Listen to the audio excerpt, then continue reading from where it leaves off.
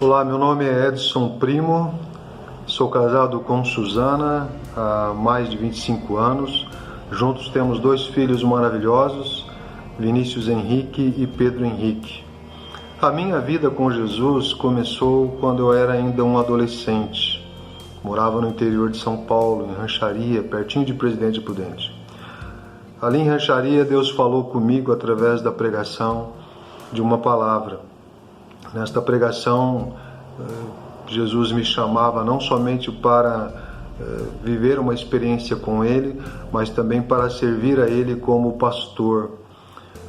Aceitei o chamado de Deus, um chamado irresistível para servi-lo como pastor, e hoje sou pastor há 22 anos pela IPI do Brasil. Me formei em Londrina, pelo Seminário Teológico de Londrina, e vim para Curitiba e aqui estou há 22 anos.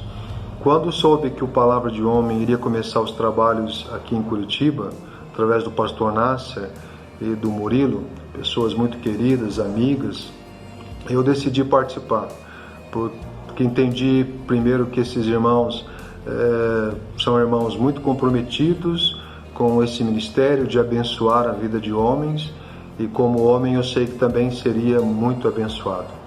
E eu só tenho a agradecer a Deus, porque em todos os encontros que pude participar, eu sempre pude ouvir uma palavra bem direcionada, bem contextualizada para o meu coração, enquanto homem, enquanto pai, enquanto cristão, enquanto pastor.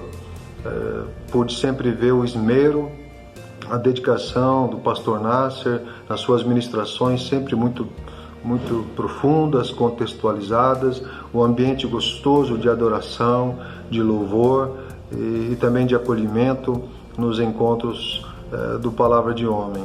Eu digo que vale a pena participar, mesmo agora de maneira virtual. Espero que logo volte aí os encontros presenciais, porque nada se compara ao fato de estarmos juntos, mas mesmo virtualmente vale a pena participar. A minha vida com Deus, a minha espiritualidade, a minha vida em família, o meu ministério tem sido abençoado através desse ministério Palavra de Homem. E que você que ainda não participa, que você possa participar, e que você que já tem essa experiência de participar, que continue firme, porque vale a pena. É uma grande bênção a gente poder estar envolvido com um ministério tão bonito, tão sério como Palavra de Homem.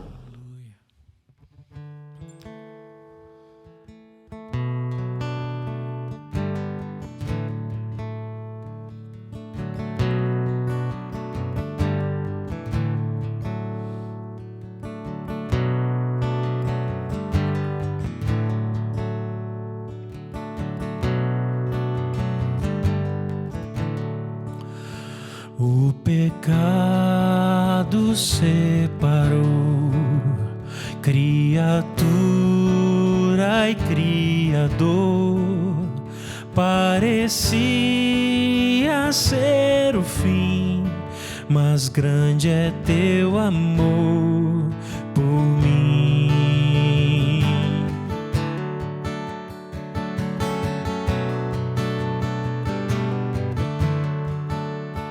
Um menino nos nasceu, sendo homem como eu, mas viveu e não pecou. Ele é Jesus, Filho de Deus, poderoso Deus de salvação. Não há outro igual a ti, Senhor.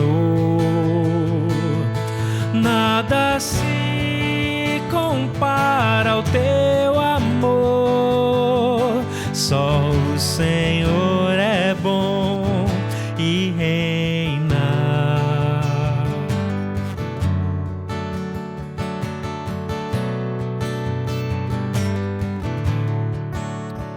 O seu sangue derramou, em silêncio suportou A cruz não pôde segurar, ressuscitou e vivo está. Poderoso Deus de salvação, não há outro igual a ti, Senhor. Nada se compara ao teu amor. Só o Senhor é bom e reina.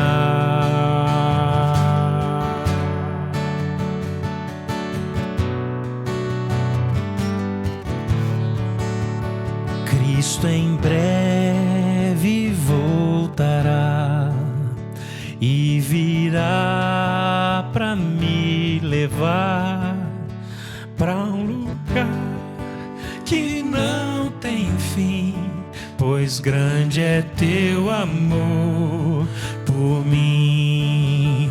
Cristo em breve voltará e virá para me levar para um lugar que não tem fim, pois grande é teu amor por mim. Glória e honra só a ti, Senhor. Tu és santo e digno de louvor. Nada se compara ao teu amor. Só o Senhor é bom e reina.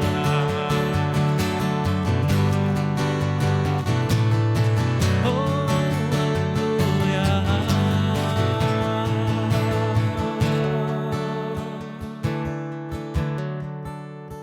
Glória e honra só a ti, Senhor. Tu és santo e digno de louvor. Nada se compara ao teu amor. Só o Senhor é bom e reina. Só o Senhor é bom e reina.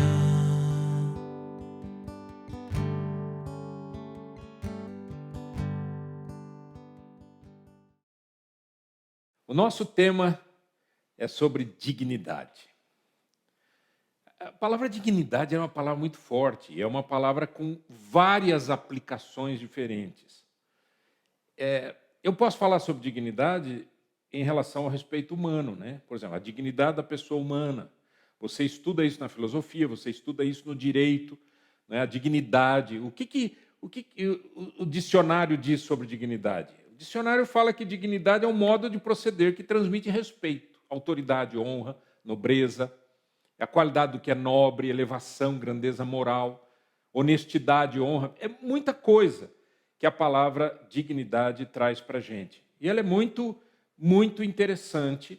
E eu quero passar esse videozinho aqui para você. E eu quero que você pense muito bem. É um vídeo muito, muito bem feito, muito interessante, e que mostra uma realidade, algo que aconteceu e que tem uma pergunta no fim desse vídeo. Bem curtinho. Assista aí.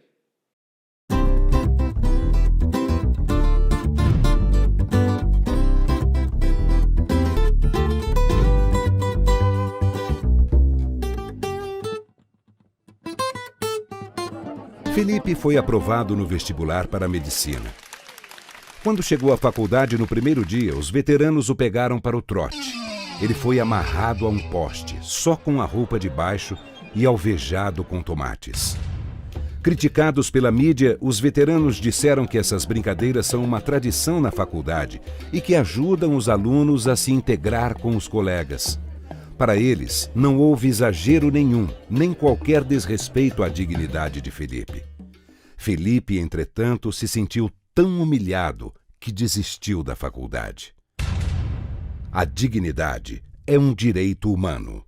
Ninguém pode ser desprezado ou humilhado por suas crenças, valores, etnia ou qualquer outra característica ou valor. Cada cultura ou sociedade tem sua própria noção de dignidade, mas em todas elas, esse valor tem que ser respeitado como um valor fundamental. Para você, o direito de Filipe à dignidade foi violado? Por quê?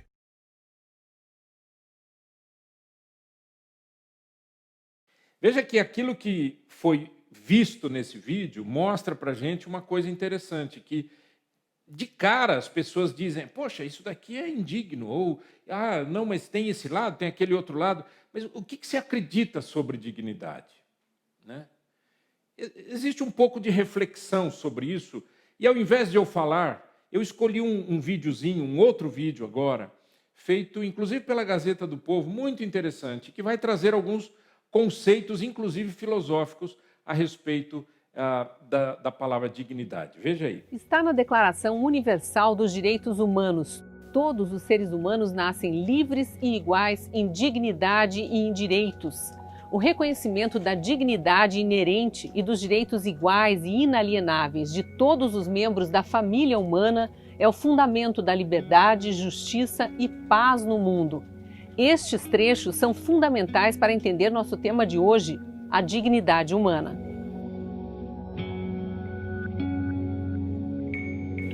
A vida humana vale muito e é isso que se quer expressar com o conceito de dignidade, que é um valor especial, intrínseco de cada pessoa e que a torna única. Todo ser humano é digno e deve ser respeitado como tal, desde o momento da concepção. A dignidade, assim entendida, é uma qualidade de todos os homens, não se perde nunca e também não pode ser retirada. Mas de onde vem esse valor? Para Aristóteles, o que faz do homem um ser único é sua capacidade de contemplar e compreender a realidade. Para ele, o ser humano é capaz, pela inteligência, de entrar em sintonia com a totalidade do universo e é daí que vem a sua dignidade. Na tradição judaico-cristã, o especial valor vem do fato de o homem ser a imagem e semelhança de Deus. E na época das grandes navegações, o debate sobre a dignidade dos habitantes das novas terras teve um desfecho positivo justamente graças a esse pensamento. As ideias de Immanuel Kant ganharam notoriedade nesse tema. Para ele, a raiz da dignidade humana vem da autonomia e da liberdade que todos nós temos. O ser humano e a sua dignidade são algo acima de qualquer preço, sem nada igual. E as liberdades individuais são expressões naturais disso. Por várias vezes ao longo da história, a ideia de dignidade foi negada na prática ou deturpada na teoria. Teóricos modernos chegam a disseminar ideias que colocam em xeque a dignidade humana. Isso dá margem para conclusões inaceitáveis, como a de que bebês humanos teriam menos dignidade que animais, apenas por não terem a noção de si próprios. Teorias modernas também podem induzir a ideia de que matar um embrião humano ou mesmo um recém-nascido não seria algo tão grave. A noção de que certos homens eram menos dignos nos levou ao triste período da história da humanidade em que negros e outros grupos étnicos foram escravizados. O conceito de dignidade humana ajudou nas lutas por direitos iguais para todos os homens e mulheres, inclusive nos movimentos abolicionistas e dos direitos civis nos séculos XIX e XX. O reconhecimento da importância da dignidade veio também em outros momentos, como nas Convenções de Genebra, que pretendiam banir o tratamento desumano a civis e combatentes em tempos de guerra. Um paciente em coma ou alguém em pobreza extrema, por exemplo, não são menos dignos, menos pessoas do que ninguém. E essa ideia vale até mesmo para um criminoso ou para alguém que praticamente anulou sua liberdade, como pelo vício das drogas. Igualmente, eles não perdem sua dignidade essencial. Não estamos falando da dignidade moral, que é diferente, mas da dignidade essencial, aquela que consta na Declaração Universal dos Direitos Humanos. A ideia de dignidade leva então uma série de consequências práticas. A primeira delas é que deve doer a todos nós ver um ser humano, alguém de valor tão elevado, vivendo em situação de miséria material ou, mais grave ainda, moral, afundado em decisões que o destroem como pessoa. O ser humano tem uma capacidade incrível de redirecionar a própria vida, de voltar a dar sentido a ela através do arrependimento, até o minuto final de sua existência. Isso é próprio de cada um e faz parte da noção sobre dignidade.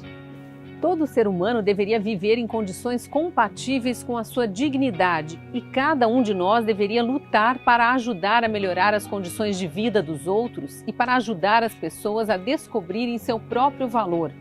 A dignidade humana não é, portanto, só um conceito formal, é um conceito prático, cheio de consequências e que deve ser aplicado no dia a dia, nas relações entre as pessoas e entre o Estado, a sociedade e cada um de nós. Reconhecer e fazer reconhecer a dignidade do ser humano. É nisso que a Gazeta do Povo acredita.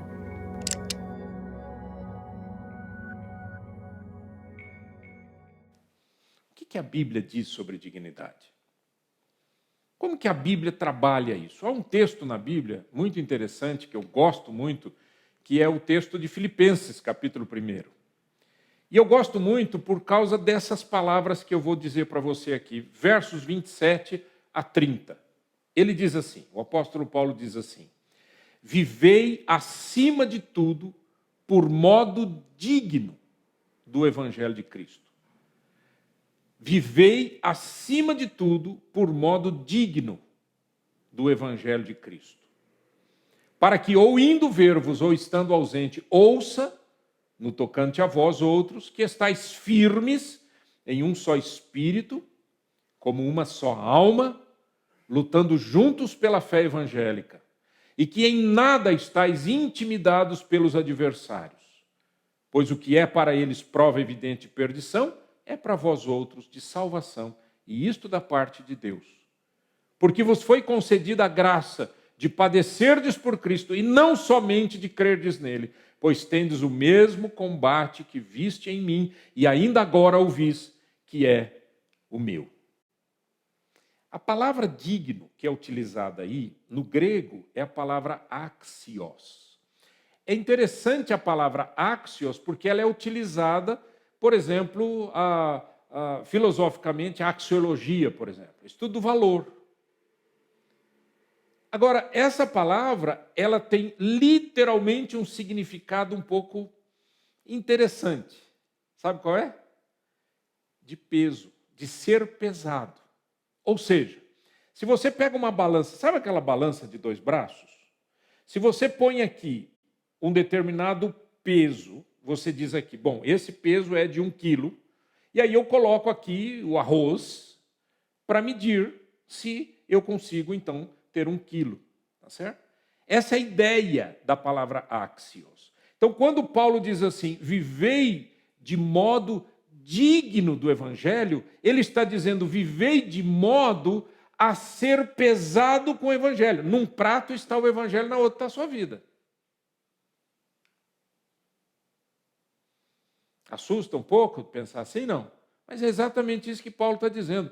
Viver de modo digno do Evangelho é não mudar o Evangelho por causa daquilo que eu penso ou da maneira como eu penso, mas é mudar a minha vida em relação ao Evangelho. Então aqui tem um outro conceito, que é o conceito de padrão. De padrão. Por exemplo, em 1 Timóteo 4,12, Paulo fala isso para Timóteo. Ele diz, ninguém despreze a tua mocidade. Pelo contrário, torna-te padrão dos fiéis, na palavra, no procedimento, no amor, na fé, na pureza. Torna-te padrão. O que é o padrão? Padrão, no grego aí, é a palavra typos. Sabe que nós utilizamos em português a palavra tipo. Antigamente, quem já conheceu máquina de escrever, lembra muito bem que quando apertava uma tecla, o tipo batia no papel. Lembra? O tipo é aquilo que forma, que gera um padrão. Eu tenho um padrão, não posso sair desse padrão. Viver de modo digno do Evangelho é viver de modo a que o padrão do Evangelho ele entre dentro da minha vida de uma maneira tão incrível, tão poderosa, tão forte, que isso altere toda a minha existência. Vai alterar meu casamento, vai alterar o meu relacionamento com os meus filhos, vai alterar como eu faço negócios, vai alterar como que eu planejo a minha vida, como o que eu sonho para o futuro. Eu já encontrei pessoas que dizem assim, sabe qual é o sonho da minha vida? Eu digo, qual? Ser feliz. E eu já encontrei pessoas que dizem: o sonho da minha vida é fazer diferença nesse mundo onde eu vivo. Um pensa em si, o outro pensa nos outros, né? De alguma maneira, esse coração que pensa nos outros foi, de alguma maneira, tocado por um padrão diferente, que não é o padrão desse mundo. O padrão desse mundo é o padrão do eu sou bom, eu sou legal, eu sou importante, eu valho, né? Eu tenho valor e, consequentemente, eu mereço e, consequentemente, eu vou ser feliz e nada não sei o quê, não sei o quê. Aí vem aquelas mensagens de autoajuda, dizendo: você é maravilhoso, você é uma pessoa fenomenal, você dá um grito aí, pula aí. Você sabe, quando eu vejo essas coisas, eu acho a coisa mais ridícula do mundo. Eu acho que é um monte de palhaço sem saber o que está fazendo na vida. A vida não é assim. Eu não vou dar um grito e a minha vida vai mudar. A minha vida tem que ser forjada a uma nova história. Assim como o metal, o ouro, a prata, é forjado no fogo. Então, quando Paulo diz para Timóteo, torna-te padrão, ele está dizendo: Timóteo, não é fácil você ser um modelo para o mundo. Quanta coisa tem que mudar na sua vida para que as pessoas possam olhar para você e falar: eu quero ser como ele. Meu amigo, você sabe que aqui no Palavra de Homem a gente vai fundo, né? Então a minha pergunta para você é a seguinte: alguém algum dia já disse: eu quero ser como esse cara? Já disse para você: eu quero ser como você? Ah, meu filho já falou. Que bom, excepcional, porque se o filho está falando, é porque o filho conhece o que ninguém conhece. Agora, se o seu chefe, o seu empregador, ou se o seu advogado, ou se alguém que está vendendo um carro para você, ou se alguém que tem interesse na sua vida disse isso, não acredite, que é mentira. Agora tem que ser de dentro, né? Essa é uma questão muito séria. Segundo ponto que eu quero trazer para você é o quanto a minha firmeza de propósito está estabelecida. É digna. São firmezas em propósitos espirituais. Em 1 Coríntios 16, 13 diz assim: estejam vigilantes, mantenham-se firmes na fé, sejam homens de coragem, sejam fortes. Olha que palavra legal, né? Você sabe que nós estamos hoje em dia com uma falta muito grande de gente corajosa. Não tem coragem moral e não tem coragem espiritual. Não tem coragem moral porque não vive uma ética cristã saudável. E não tem coragem espiritual porque se esconde quando alguém pergunta: o que você acredita? Paulo está dizendo: meu amigo, você tem que ser firme. Você tem que ser um homem de coragem. Você tem que ser um cara forte. Ser uma pessoa forte não é uma pessoa que vai no braço e quebra o nariz dos outros. Para quebrar o nariz de alguém, gente, é a coisa mais simples do mundo. Basta você ser um troglodita. Tá certo? Você ser uma pessoa que está a fim de ver sangue. Mas para forjar o caráter de alguém, transformar o coração das pessoas e mostrar empatia onde não existe empatia, e mostrar amor onde não existe amor, e mostrar bondade e misericórdia onde não existe bondade e misericórdia, essa é a firmeza de caráter que eu e você precisamos ter.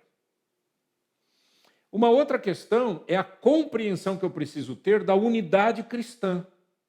Eu não vivo sozinho, eu não sou uma ilha. No próprio texto que a gente tinha lido, Filipenses capítulo 1, verso 27, a segunda parte do texto diz assim, que ele estava esperando que eles estivessem firmes em um só espírito, como uma só alma, lutando juntos pela fé evangélica. Veja que legal é isso, né? Juntos, estarmos juntos. Com essa pandemia, a gente não pode estar juntos em aglomerações presencialmente, mas a gente pode estar juntos, transformando a história desse mundo. Porque eu não preciso estar do seu lado para crer junto com você, né? A gente pode crer juntos. Nós estamos aqui, pelo vídeo. E a gente pode crer juntos. E eu gosto dessa frase que Paulo utiliza, né? Ele diz, lutando juntos pela fé evangélica. Ele não está falando da igreja evangélica, viu, gente? Ele está falando da fé que nasce no evangelho. Ele não está falando de uma denominação, de uma igreja, de uma associação. Ele está falando de um conceito espiritual profundo. Ele está dizendo, existe uma fé que nasce do evangelho. A Bíblia diz que a fé vem pelo ouvir da palavra de Deus. A fé que entra no meu coração, ela vem da palavra de Deus. E juntos nós temos que criar uma nova história para transformar o mundo onde a gente está. Em quarto lugar, é importante a gente pensar sobre a convicção que a gente precisa ter para seguir a Cristo. Olha esse texto de Filipenses 1:28, que a gente leu, o texto que a gente leu, né? O texto base. Diz assim, e que em nada estáis intimidados pelos adversários, pois o que é para eles prova evidente de perdição, é para vós outros de salvação, e isto da parte de Deus. Interessante, né? Paulo está dizendo assim, você segue a Jesus de verdade? Você anda com Cristo? Você é um seguidor de Cristo? Então você não tem que ficar intimidado com esse mundo. Gente, esse mundo está de cabeça para baixo. Os valores são de cabeça para baixo. A justiça está de cabeça para baixo. Está uma loucura. Nós estamos vivendo um tempo que eu oro pelos meus filhos, oro pelos meus netinhos que vão chegar, para que a graça de Jesus esteja sobre eles, para que eles não se desviem nesse mundo doido. É um mundo louco. É o que está acontecendo, cabeça para baixo. Então, quando você vive uma vida com Cristo, você quer levar Deus a sério, o que acontece? Você tem um embate incrível, imediato. Paulo diz assim, vocês não devem ficar intimidados pelos adversários. O que para eles é uma prova de perdição, para vós, Paulo está dizendo, é de salvação da parte de Deus. Quando a gente fala da cruz de Cristo, tem muita gente que arrepia os pelos do braço do cabelo, né? Porque não crê, ou porque acha que é uma baboseira, ou porque acha que é um absurdo. Como é que uma pessoa no século XXI ainda acredita nisso? Para nós é salvação, para nós é vida nova, para nós é transformação. Aliás, deixa eu fazer uma pergunta para você, meu amigo. Você já entregou sua vida a Cristo? Não, eu já entreguei desde que eu nasci. Não. Quando você nasceu como uma criatura de Deus. O que eu e você precisamos fazer, e eu fiz um dia na minha vida, foi chegar na presença do meu Deus e dizer, Senhor, eu creio que Jesus Cristo morreu na cruz, no meu lugar, eu entrego a minha vida para o Senhor, eu me arrependo dos meus pecados. Toda imundície que eu vivi, eu não quero viver mais, eu quero andar contigo para sempre. Toma essa decisão. Em quinto lugar e último, eu quero falar um pouquinho sobre o sofrimento por causa da fé. Paulo, naquele mesmo texto de Filipenses capítulo 1, ele diz assim, porque vos foi concedida a graça de padecerdes por Cristo, e não somente de crerdes nele. Pensa nisso. De padecerdes por Cristo e não somente de crerdes nele, pois tendes o mesmo combate que vistes em mim e ainda agora ouvis que é o meu. Paulo, quando escreveu essas palavras, estava preso. Mas ele não estava preso com tornozeleira, morando numa mansão. Ele estava num buraco. Ele estava preso naquelas cadeias do mundo romano, que era escavado na rocha, úmida, cheia de sujeira e cheia de bicho. E ele diz assim, meus amigos, vocês não têm a graça apenas de crer em Deus, vocês têm a graça também de padecer por Ele. Está aí uma mensagem que não é popular, certo? Por isso que tem muita gente que foge desses textos. A Bíblia diz que aquele que quer viver piedosamente padecerá perseguições. Aquele que quer andar na linha vai padecer perseguição. Agora, o próprio Pedro, por exemplo, na sua epístola, ele diz assim, olha, não sofra por conta dos seus erros. Porque você comprou e não pagou, estou sofrendo perseguição. Isso não é perseguição. Tá certo? Você mentiu, você errou, você não se arrependeu, estão contra mim. Isso não é perseguição. A perseguição que Paulo está falando aqui é por causa de Cristo. Por isso que ele diz, porque vos foi concedida a graça de padecerdes por Cristo. E esse é o caminho de todo mundo que crê em Deus. Por isso que tem gente que não quer saber de Deus, porque sabe que vai padecer perseguições. Né? É melhor falar de paz e amor, belezinha. É melhor ficar fazendo, né, participar de alguma religião assim, que tá tudo bem. Eu vou tomar um negocinho para ficar legal. Eu vou fazer... Né? Essa besteirada toda, né, são os placebos da fé. Não serve para nada. Só engana. Agora, quer andar com Deus? Quer ser um homem corajoso? Quer ser uma pessoa cheia da graça de Deus e firme? Você precisa enfrentar os seus pecados e enfrentar a verdade de que Cristo morreu pelos seus pecados e que Ele pode te dar uma vida nova. É isso que você quer? E aí você vai aprender a andar de modo digno do Evangelho de Cristo. Vamos orar? Eterno Deus, eu não quero ser pesado na balança e achado em falta. Eu quero andar contigo, fazer a tua obra e andar contigo em fé e coragem, para a glória do teu nome. Ajuda-me, Senhor. Em nome de Jesus. Amém.